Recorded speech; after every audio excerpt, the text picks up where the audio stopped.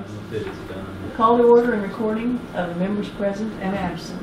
McDermott, Aye. Parker, Yes. Slater, Kane, Here. Hanson, Here. Read open meeting compliance statement. I, the undersigned clerk of the Board of Education of the Alva Independent School District Number 1 of Woods County, Oklahoma, certify that prior to December 15 of the last calendar year, the date, time, and place of this regular meeting was filed in the office of the County Clerk of Woods County, Oklahoma. I also certify that at least 24 hours prior to this meeting, excluding Saturdays, Sundays, and holidays, notice of the date, time, place, and agenda of this meeting was posted in prominent public view at the location of the meeting. Witness my hand this 5th day of February 2018. Okay, consent agenda. All the following items which concern reports and items of a routine nature normally approved by one board vote unless any member desires to have a separate board vote or any or all of these items. The consent agenda consists of the discussion, consideration, and approval of the following items. Are there any additional items from new business to the agenda? No. Read to the minutes of January 18 regular meeting, January 16 special meeting, and January 18 special meeting. We are as presented. Approval of the treasurer's report on the status of funds and investments.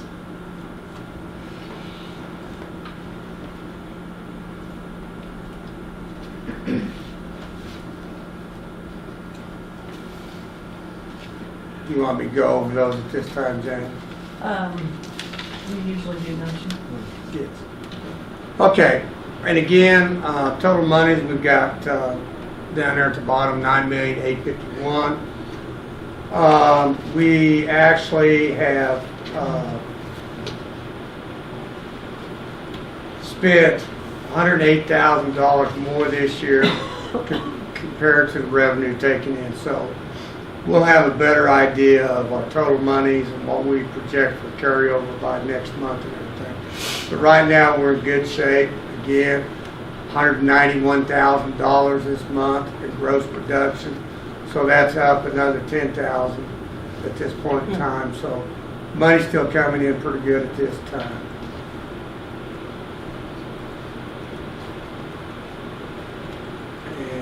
Investments, those have not changed, any of those. David does a great job for us in that area and so forth. And you can see the January comparison.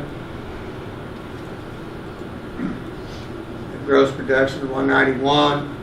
Revenue comparison, we're up 186,000.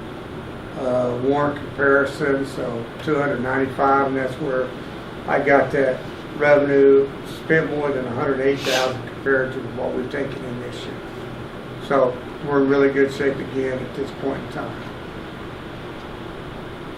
Okay, approval of account, activity account fundraisers. And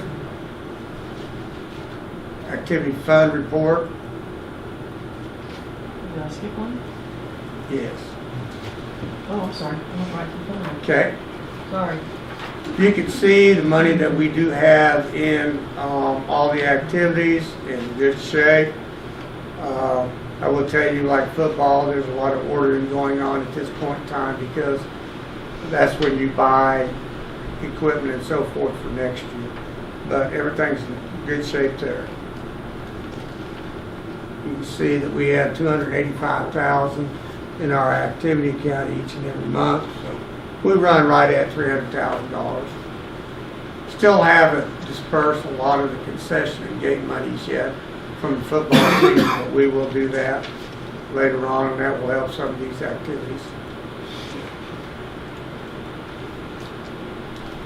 Okay, now the fundraiser. Okay.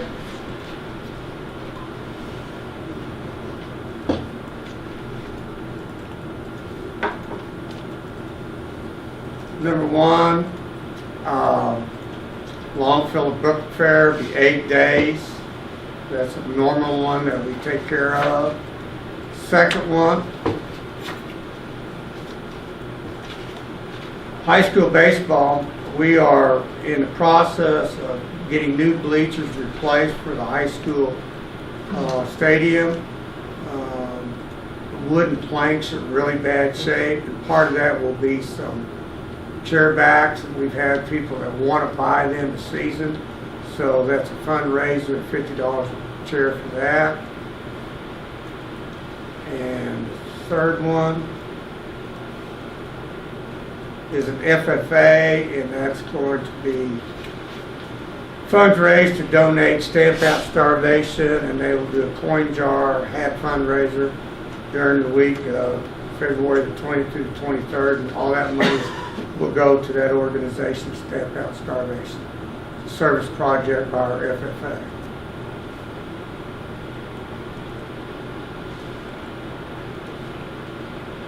Any questions on fundraisers? Approval to declare items as surplus property. At the high school, we've got an old Panasonic phone. We have two of those. The old time clock that used to have to go, and time clock cars, a time clock holder. And then at Washington, we have some electronics, a Casio projector screen, active board that's bad, and all that, and those have been taken to the bus barn.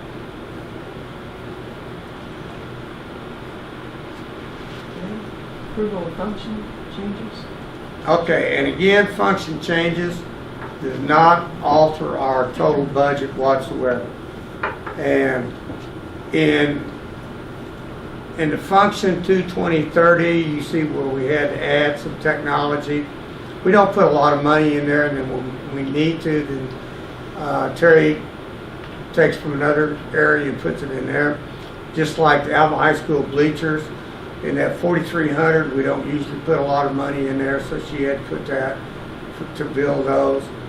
And banquet workers, we just didn't have enough. And that NBST, that's National Board Certified Teachers. And that money came in, and we did not have the money there, so we had to put it.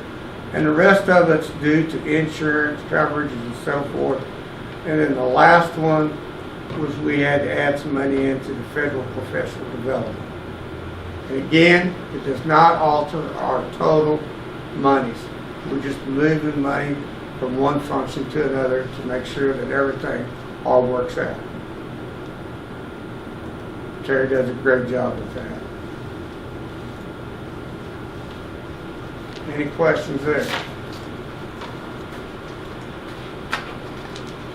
Child nutrition report. You can see the child nutrition on the monies and everything. I will tell you that a year ago, we're serving 16,790 more meals. We are serving 4,818 more breakfasts than we did a year ago. And the a la carte at the high school monies is up $7,856. Like I've said in the past, I think we've got more kids eating at the high school than staying, and the number of breakfasts and lunches are due to a lot to our pre-K and so forth. So our program's doing very well. We're feeding a lot of kids. Okay, motion. I would make the motion that we pass items 3.1 through 3.8. Second.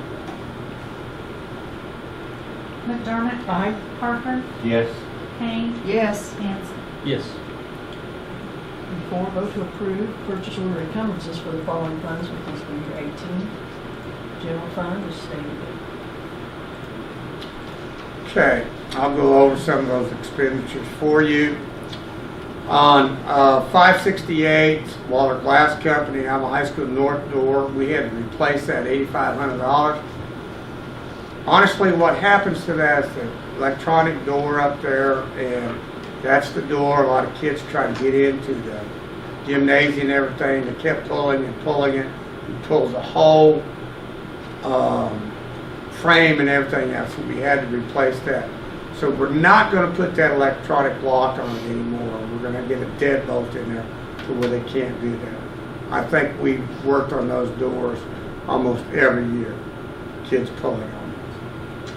On 575, we replaced Washington computers in the library for our kids with Chromebooks. We had some old ones in there, and they were up. And then 585, trying to replace some bathroom stalls at Washington so that we got those bathrooms up. We waited on this until we got the ceiling fixed and all that type of thing. 591 G&G home furnishings. The general fund purchased half of the cost for some new seating, just like the girls have in the boys' locker room after we completed the floor and all of that. And then 592, that's just an open PO at Merrifield, what we spend from the schools. BSN Sports, that's the cost of the supplies for the replacement. We'll replace them with aluminum. And we have a construction company that's going to put them in for us free. And our kids and our parents are going to help also. So all of that wood will be gone, and we'll get those aluminum foot, seat, the whole 9 yards. What's the time frame? I know Should- they're waiting on weather, but Yeah, it should take maybe a week if everybody gets in there and gets after it. The What I've been same, sorry, No, go ahead. same number of seating? Yes. Just pull out, put new in? Right. Honestly, I can't remember the last time we did that. I think maybe we replaced those boards maybe the last year Mr. Crenshaw was here. And then 603, that's the postage meter here that we utilize, so forth, for all of our deals.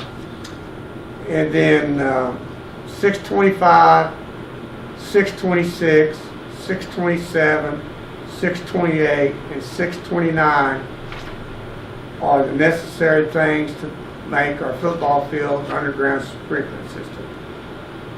We probably, Coach P, $3,200 for that big sprinkler about every other year that we have to purchase. Yeah. This will take care of a lot of our labor and so forth. So that's under $15,000 to get that football field with an underground sprinkler system.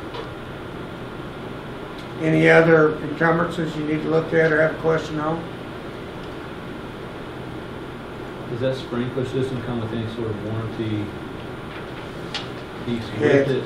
Just the heads? Or About 90 days is all on those heads. is that it?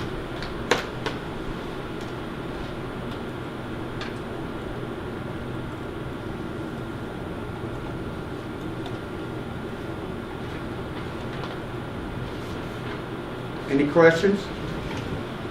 Okay. Building fund?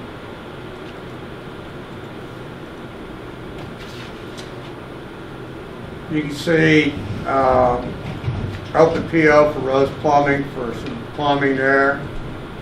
District repairs for Fair Plumbing, $10,000. And had to repair the boiler at the Alva High School. I will tell you that we replaced a sewer line at Lincoln School about a month ago because we were having problems with backing up. And all of a sudden the Brown rigs couldn't use their sewer, couldn't use a washer or dryer or whatever. And we didn't know about it for a while. And it took the act of God to be honest with you about who's responsible for it and so forth. But we worked out a deal with the city that they're going to dig everything and we're going to help with the cost of just the pipe, and the labor is going to be free. Because I guess Dr. Brown rig and Donna have been going for like 3 weeks taking a wash to the laundry and didn't notify us and all those types of things. We just kind of found out about it. oh no. So, big plumbing issues up there. Wow. And I'm going to assume that it was our fault because Lincoln was built after they built that house there because they came in '56. Haven't had any problems with that until this point in time. So we're working out on that. So we're trying to get that. But we've got a lot of heater problems and so forth throughout the district that seem to just come up each and every month. Any questions there? Child nutrition fund?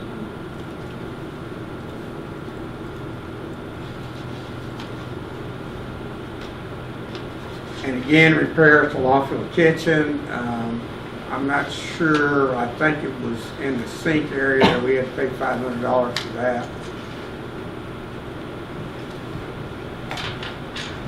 Nothing in the gift. Nothing in gifted. Okay, motion for 4. I would make the motion that we approve items 4.1 through 4.4. Second.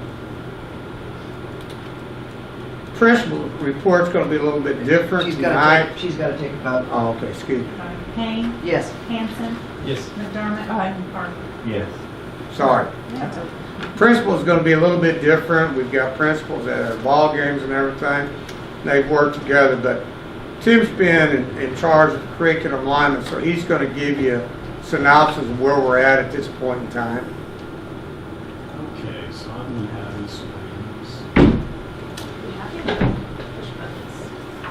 So first of all, this is going to kind of, Mr. Parker's asked me to kind of give you an update on where we're at, where we've been, and where we still need to go. So if you look at kind of the graphic that I have up there, the overview maps was kind of our step one. That was just a general guide that each teacher created. I tell you that we have 77 overview maps for different subjects in the districts. Our teachers and administrators have done a fantastic job of creating those. In a minute I'll show you a link. You can find those on our website. They've done a great job. It's been a lot of work. The next step to that was our content maps, and that's when our teachers and administrators began working on detailed lessons. And again, very involved, lots of work, 77 of those. Took them a lot of time, and our teachers are still working on those as we speak. Just last week I got some email to me and wanted me to look at those, so they're continuing to work on those. But I believe, save a couple of months, we've almost got for every subject a lesson plan that our teachers have created. So they've done really great. And then if you look at step 3, kind of where we're at right now as a whole is with our assessments. And there's 3 different parts of that. We'll kind of go over that in a minute. And then the last part will be revising and editing. One of the things that we talk about all the time with curriculum and curriculum mapping is it's really a never-ending process. But I think that Alva Public Schools is in a good position to continue moving forward and making that almost a systemic part of what they do each year. So if you click on, Ms. Williams, if you click on just any one of them, it really doesn't matter. I made some links here. On our website, on each campus, you can go in and look at the overview maps that our teachers have created. And if you just click on one of those, Language Arts and Social Studies, that's kind of what it looks like. Our teachers work together in their grade level or department to break down topics into 20-day increments and give not only parents, teachers, new teachers, one another an idea of what's going on in their classroom. Done a fantastic job. Couldn't be prouder of really what we've done. There's a lot of time and effort that goes into creating that, and it's also a work in progress because, as you know, we don't think about pep assemblies and we don't think about dress-up days. So it's always a living document. It's never always going to be one thing set in stone, but our teachers have really created a good plan. If you can go to the next one. So our content maps, these are really involved, and I just have a link to one up there. This is 7th grade geography, and like I said, we've got this for every content area. And if you'll click on that, just the first one will be fine, Ms. Williams. This is what she's created for her class. And you notice up at the top right, it has a month and it has days, and then she has some, if you notice, it says big idea.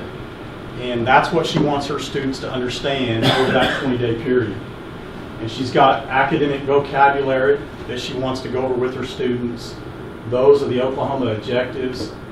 She's got some activities and strategies that she'll use. some different ways she'll assess students, and then how she's going to help with intervention if they struggle. Tremendous plan that all of our teachers have come up with. And the upfront cost and time has been great for them. They've done a great job, but the exciting thing for them, and I think a lot of them will tell you this, is next year they have a plan in place, and when they walk in the door, it won't be so overwhelming when PEP assemblies happen and when we do all these different great things that we do for our kids. So that's kind of that's an idea of what our content map, what is involved in that. So for each one of those topics, in your overview map, they created a content map that's a detailed lesson plan. So that's did a really good job. The next step is our assessments, and formative assessment, summative assessment, district benchmark, a lot of big words, a lot of educational words, but basically we want to check how our teaching is. Are we teaching? Are we giving good instruction? And then not only are we giving good instruction, are we making informed decisions about that instruction? And so this has been, quite honestly, one of the most difficult parts because it's hard to write. We found, even as administrators, that it's hard for us to give examples of what our expectations are for good test questions. So we're going back and we're kind of looking at this from some different perspectives. And each building is going to kind of have to figure out how can I make this work for what I'm doing and how I need to assess. So the district benchmark, the growth assessment, the principals have given you some presentations on that previously. Kind of an unintended consequence from the curriculum mapping has been this district benchmark that has really aligned us through high school, through the Algebra 1 students. And if you go to the next slide, one of the things that it kind of brought us together on was, first of all, our reading program. We wanted to use Lexile, which is a number to find the student's perfect reading level, and from that it helped us to align our reading program. And then our administrators, really, a lot of the credit goes to them, came up with the idea to have parent meetings and teacher feedback meetings. And we've had a couple of those with parents. The square bullets, those are some of the feedback items that we got from parents. They wanted us to add a page to the website and give us some tips. So we did that. I think Ms. Williams was in charge of that. They asked us to work with the public library. So the schools are having the public library come in and give book talks, which has been fantastic. And then we met with our teachers and librarians. They needed more training, so we did that in January on our first day back. And then trying to find out what interests our students. So all the sites are using different interest inventories and surveys to find what do our kids want to read. So then with our district benchmark, kind of something that came from that is our teachers begin to create class goals. And these are just some examples, and I'll give you a handout of the PowerPoint because I know that's hard to read. But classes made goals of how they wanted to improve and how they wanted to grow. And they have an action plan. The students looked at their scores and they decided as a class, this is what we need to learn. And then they have a celebration of what they're going to shoot for. That's great. And it's pretty neat. Some of them, there was one that had a dance party. There was one that was costume. They're really neat. They've really engaged their kids in the learning process and given them some ownership. And these are kindergarten that have come up with this. So they've done a great job. And just there's some more. Like I said, I'll show you some of those. Middle schools working on their goal setting right now with their students. And then they did some individual goals, and teachers met and conferenced with students, and they talked about with them, how do you want to grow? What do you need to do to get better, and how can I help you? And I cropped it off of here for privacy, but at the bottom, it has a signature for the parent, and then it has the student signature. So they took that home and shared it with them, and came up with an action plan for themselves. And if you notice, I was looking at this one on the left, that kid from fall to winter grew 30 points. So it's really neat for our kids to get a visual, set some goals and achieve those goals, and understand if you don't reach them, there's still opportunities to form a new action plan to get there. So the step 4 in the curriculum mapping process that I showed you at the beginning will be revising and editing. And I'm not sure that we know yet how that we'll get there, but I think one of the things that will have to be involved in it is how is each building going to look at those assessments that they create, because everybody's going to be testing and assessing some different things and maybe in different ways, but we want to make sure that when we meet and we have those discussions as teachers that and administrators that we make informed decisions and that we have good conversations about what we're doing in class. So those are just kind of some of the questions, and I'm sure we'll have more as we get to that point in the process, but I believe that we're on track. Our teachers are doing great things. Our administrators are doing great things. We're learning a whole lot about curriculum as we go along. So do you have any questions? This has gone on just the school year? It has gone on since January. Last year? Yes. So a year, a calendar year. Calendar year, yes. So what's been your biggest challenge? Biggest challenge? Change. Change? Well, yeah, I mean, I could guess that. I think change, but I think also, really, we had a great, we talked as administrators. When you get to the assessment part, and it was certainly, for me, I'll speak for me, I probably wasn't the clearest on what makes a good assessment. So we kind of started talking, and we all had a different idea on what is a good assessment question. You know, when I taught, it was always defined. Well, that's pretty low level balloons. We want to get our kids synthesize, analyze.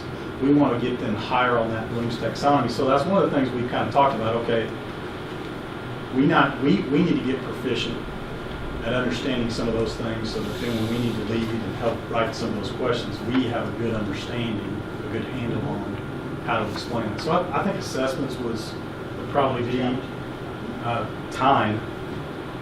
Time is that's our teachers spend a tremendous amount of time working on it. It's fantastic work.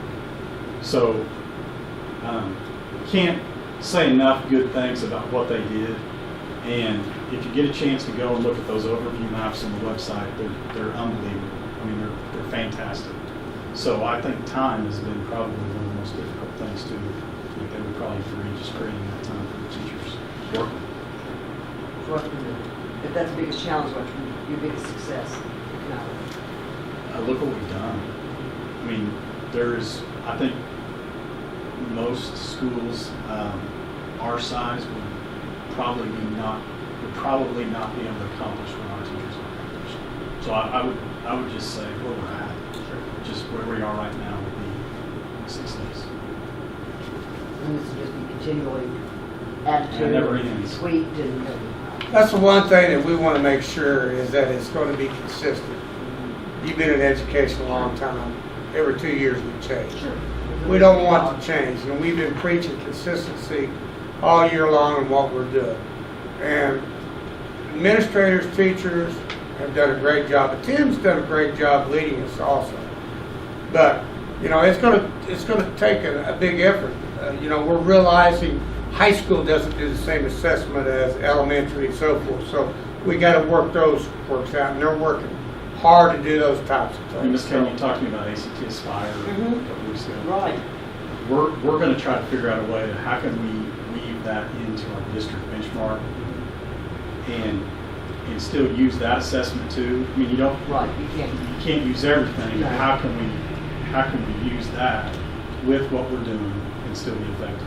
So I think there's a place for it. It's just figuring out what that place is. Thank you.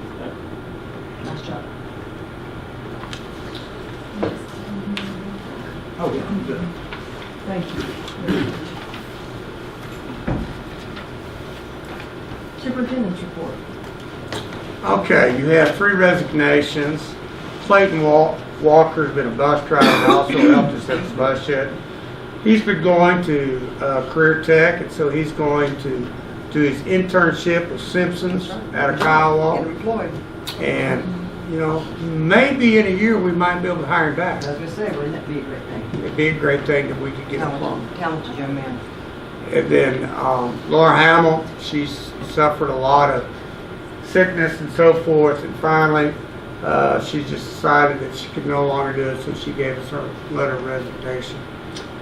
And I'm not going to get this last name correct, but Lewis is a custodian at Longfellow. He is retired and only working 6 hours, but because of some heart issues, he's going to completely retire. So we will not have him as a 6-hour custodian at the end of the year. Okay? So those are the 3 resignations at this point in time. Communications, I want to talk to you a little bit about the calendar. And it has to go with what Tim and everybody's doing at this point in time. We've been traditionally 175 days taught, 5 days of professional development. If we've done any professional development, we've asked our teachers to come back. We've had a work camp, and we paid them to come back and so forth. Going to hours rather than days, we have the ability to work in 5 more professional development days during our calendar and only teach 170 days. So we want you to look at this calendar. The other thing that working with the AEA or local teachers, seems like that everybody wants to go to a full week in Thanksgiving.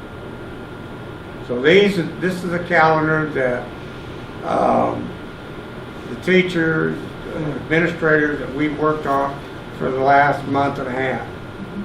We can change this anything you want to as a board and so forth, but we even added, 3 professional development days at the end of the school year so that we make sure that we go over all of this information that these teachers are working on so we can start that next fall right where we dropped off and have all that relative information there, and the teachers can work on that at that point in time. So that's the reason why the extra 5 days of professional development you see in there. We're not going to vote on this at this point in time. We want you to look at it. If you have any questions, feel free to call. I will say, I'll add, because Northwest Tech has the luxury of having 5 schools that feed into us, I think 2 of our schools are taking advantage of that week of Thanksgiving. We all need to get on the same page, because if we have school and they don't, I guess a punishment, but it's. Do they usually give up the fall break when they do the full Thanksgiving? No, No. Okay. not the other schools anyway. I haven't seen. Do they? Which is in Texas. Right, I hadn't seen that. But, and that's a possibility that we could come back and ask. Hmm. That's where they come up with the 2 extra days for Thanksgiving, just put it, Shifted it And over. they're And okay, fall- they're okay with starting school on August 9th? And those are 3 professional days so that they can get that information that we went through and get ready for school and so forth. Seems early to me. The other reason why teachers, especially elementary, want to start early, Jane, is so that they can get as many days in teaching prior to any end-of-the-year test. Sure. Okay? Because basically after spring break, It's, there's yeah, not a whole lot of school. that's and- right. If you don't have some big And- targets hit by spring break, we're in trouble. Right, and after the end-of-the-year test, Yeah, we lose them. still don't understand why the state doesn't give end-of-the-year tests the last 2 weeks of school. We don't get our tests back in time anyway. And I know as administrators, we talk to the state about it. So, but that's what we've come up with, and that's just a proposal. If there are any suggestions, we can come back and then we'll vote in March on the calendar. Okay? And then you also have some information on Ramtech and mobile modular and polymer modular. These are the indoor or the classroom we're looking to add at Washington. They're on Best Buy, so we don't have to bid this out. And right now, those are the initial quotes, but we're going back because Mr. Feely and Tim and I went to Burlington and looked at theirs, and we kind of like their building a little bit better because they had a custodial room in it. They also had water fountains, and they had a couple more windows. So we're going to go back to these, and then we'll pick the best quote for the schools at that point in time and sign a contract with them. On the legislative front, just started today. I've been to a couple educational meetings with representatives. The bills that I think are going to be interesting, Senate Bill 920, and that's on required school consolidation. And if you have less than 200 students, they're talking about mandatory. Less than 2,000? 200. 200, pardon. 200. Missed a zero there, didn't I? Yeah. And I listened to Arkansas and how they consolidated. Their ultimate is 1,500. But theirs was like 200 also. Okay? So that's going to be a big one. And then Senator Adam Pugh, Senate Bill 1079, to create a 16-member school oversight and review commission. And that may have some merit to it. I don't know. Okay, but those are two that I think are going to be the hottest. They're still talking about a $5,000 pay raise for the teachers. And, of course, that has to be with the passage, basically, of the step-up committee's recommendations and so forth. So they keep saying that they're going to hit that early, and so it may happen. So who knows? But we'll try to keep you up. But a $5,000 raise costs $700 million to the state of Oklahoma. That's what they have to generate.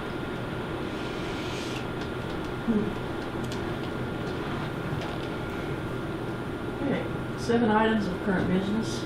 7.1, discussion with possible board approval, vote to approve renewal of contract with Tim Argo as Assistant Superintendent for fiscal year 19. It is my recommendation to the board that Tim be renewed as Assistant Superintendent. I second. Make a motion. I'll make a motion. I'll second. Okay. Hanson, Yes. McDermott, Aye. Parker, Yes. Ham. Yes. Thank you, Mr. Argo. Discussion with possible board action, vote to approve renewal of contracts for the following principals for fiscal year 19. Les Potter, Alva High School. Stephanie Martini, Alva Middle School. Madison Williams, Lincoln. Allison Tucker, Longfellow. Shane Feely, Washington. I've gone over all evaluations with the individual principals. We've talked about strengths, weaknesses, and so forth. And at this point in time, I would recommend to the board that principals be rehired for next year.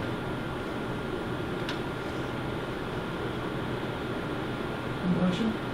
Make a motion to rehire all principals for the following for FY19. I would second that. Parker, Yes. Kane, Yes. Hanson, Yes. McDermott. Aye. 7.3, discussion with possible board action, vote to approve the revised extra duty salary schedule, salary, whatever, for fiscal year 18.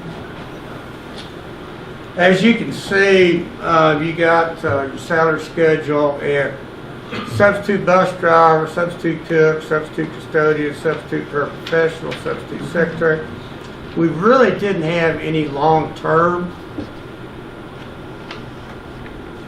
because we were paying them a substitute pay, which is less. Right.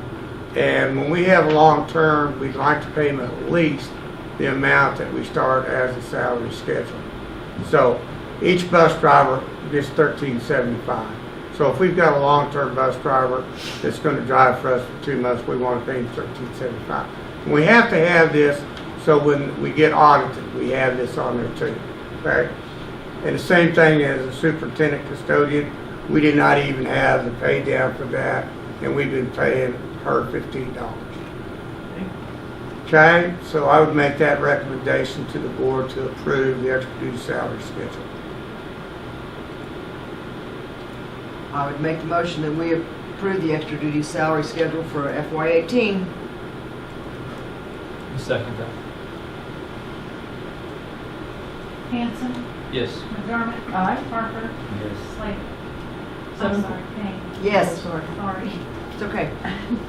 7.4, discussion with possible board action vote to approve the revised extra duty assignments for fiscal year 18. And of course, we appointed Carol Brock, high school band director, for the remainder of this year. And then also Seth Floyd, who's custodian at the high school. We really didn't know for sure if he was going to be around, so we held off on hiring him as an assistant coach, and he's doing a great job for us. So we'd like to add him to the assistant coach.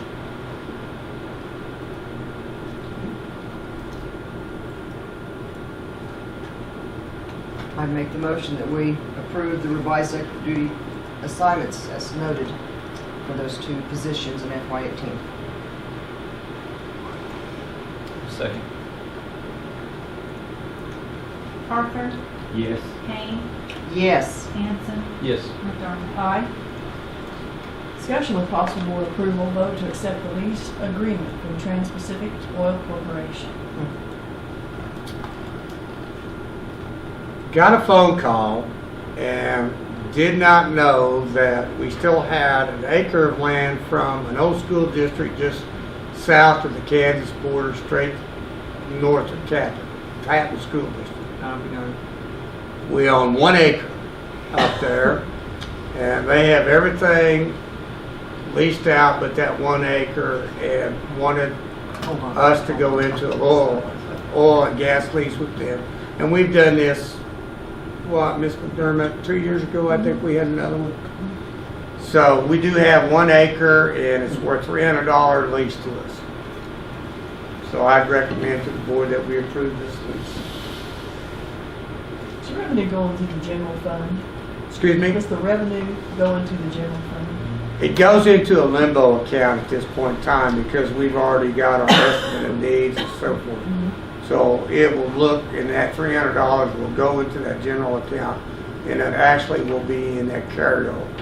And then that carryover goes into the new expenditures for next year budget. If we ever needed that money, we could always ask the excise for more monies. I would make the motion to accept the lease agreement with Pacific Oil Corporation. Second. Hanson, Yes. McDermott. Aye. Parker, Yes. Kane. Yes. Any new business? Nope. Signing the documents approved by earlier action. Vote to adjourn. I make a motion we adjourn. Second. McDermott. Aye. Parker, Yes. Kane, Yes. Hanson. Yes.